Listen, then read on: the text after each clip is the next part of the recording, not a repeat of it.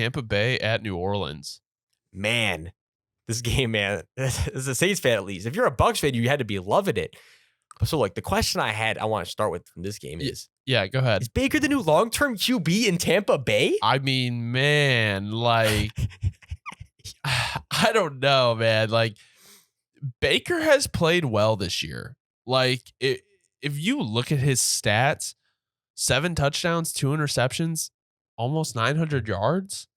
Like, ew. But at the same time, it's like, I mean, obviously the offense is just let me throw it to Mike Evans and he'll catch it.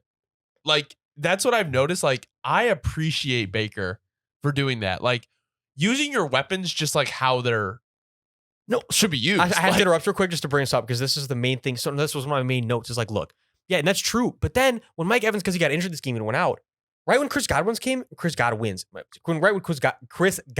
this man's name. Right when Chris Godwin came in the game, bro, not came in, but took over his number one. You get what I'm saying? And he was number one, bro. He was getting the ball to him. He ended up having, let me just get the exact stat right here. He ended up going 8 catches, 114 yards. But to your point, Baker does not like to overcomplicate things. And go figure that it works. And all I'm going to say is this. Let me be clear. I'm saying this with a grain of salt. I'm not saying this for real. I'm saying this as more of a joke and facetiously, but stick with me for a sec.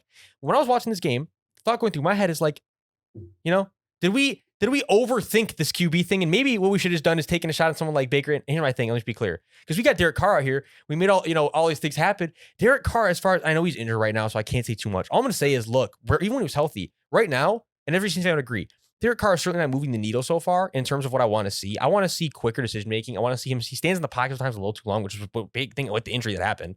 And it's like, look, Baker was out here just playing football. You know, the pocket's breaking down. He's going to start running. Like, all the stuff I want to see that I'm not seeing from my guy. It's like, Baker's out here playing football, having fun. Derek's making every snap in our offense. Let me be clear. I feel like I'm harping too much on Derek Carr. It's not just a Derek Carr thing. Derek Carr is playing lethargic, but I think it comes much more.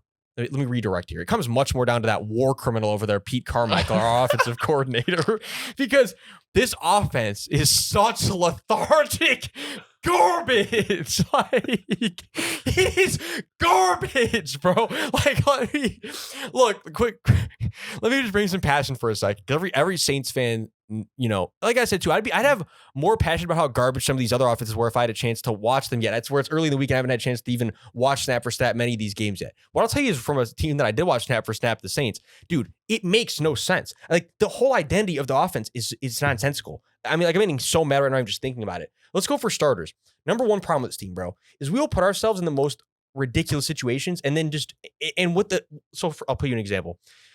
Yesterday, there were multiple times where it'd be like 3rd and 3, 3rd and 4, 3rd and 5. And everybody runs like a deep crosser and there's like a deep intermediate route and it's no time for it to develop because the O-line is playing terrible too. Yeah. Okay. So that's real intelligent. But then on like 3rd and 15, 3rd and 20, everybody like will run a curl and a drag route. And I'm like, what is going on? Like, the offense has no sense. Everything we should be doing on 3rd and short, we're doing on 3rd and long.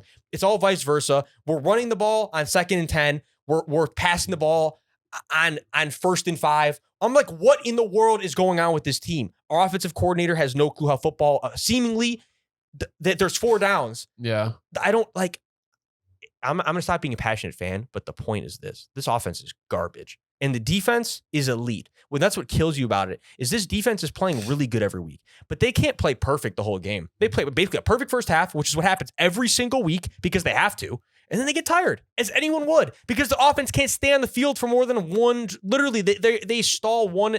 They do a 3 and out probably 6 times a game on average right now. It's a joke. Yeah, you guys were 5 for 14 on 3rd. It's a joke. And even when we would convert it, it would never lead to points, really. It would just, let's convert 1, and then we'll punt it on the second, our second, 1st and 10. It's a joke. Yeah. It is. There's no continuity on this offense. Well, also, you can't do that when you're playing like a defense like Tampa Bay, who's so experienced. And last thing, but the run game too, there is absolutely no flow to this team. There's none. The run game does not tie at all to the pass game. We don't run the ball outside ever. There's no screen game in this offense. When the Saints were at their best, it was very screen heavy because you keep the defense off. And that's always my thing, is I've always said elite offenses know how to run good screens. It's always been a thing. You're a good offense, you will mix in screens. The Saints don't mix in screens for shit. It's a joke. Well, the Saints offense is a joke. I'll tell you what happens when you run too many screens. Let me be clear. There's a limit. Luke Getsy didn't learn. Oh, God. Luke Getsy surely did not learn. No, yeah, there's a limit. But yeah, bottom line, currently the Saints defense is elite and our offense is trash. But if you're a Bucs fan, you got to love the surprise that you're witnessing this year. So, and the fact that Baker really could lift you to be a playoff team in this not garbage, but in this weak NFC landscape we currently are in. He definitely peppered Godwin a lot more than Evans than the past games.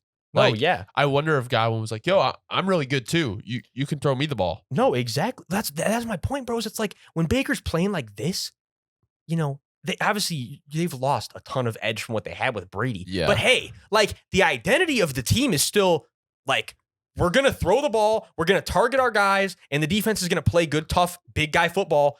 And it's like, it still's working. Before we move into the next game, let me ask you a question.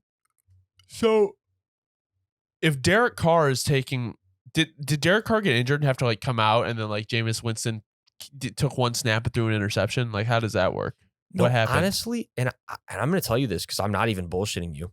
Those last few snaps, honestly, I was getting food. Oh, and they took him out at the end? Yeah, I think it was literally like, if I was not mistaken, it would have just been like, I think it was because the game was over. I was just getting food, and I would like, for the last drive, I was like, yep, I'm turning this garbage off for the day. I had seen enough. So I can't even tell you exactly what it was. I'll tell you, it was a depressing Sunday.